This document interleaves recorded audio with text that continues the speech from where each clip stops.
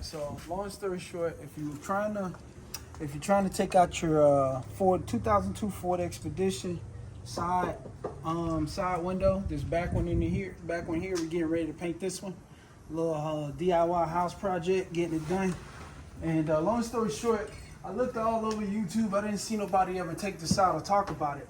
Took the heat gun to it, and I was like, man, maybe it's just stuck with some tape. But no, what it is when they make this window, and when they're making the glass, they infuse the bolts into it where you can screw the bolts into the glass.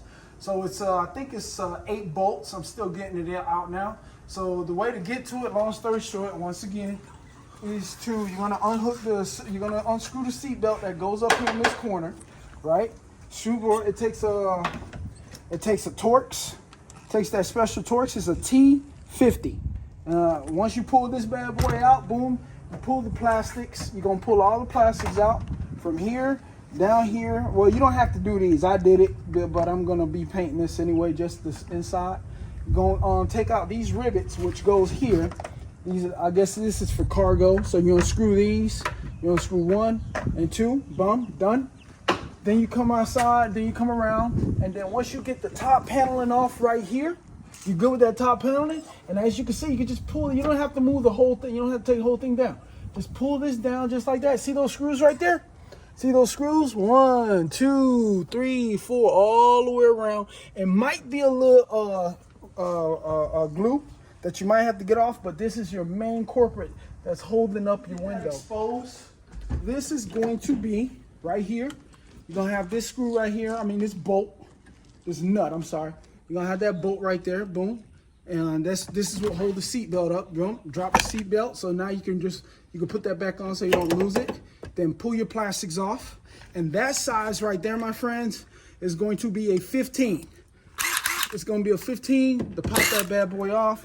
Once you get your plastics and your bolts exposed, you go back to this or whatever you're gonna use to get those 9s off all the way around. There was one thing I did forget at the beginning of the video was this right here. Now to give you more space and leverage. This bad boy right here, let's take this.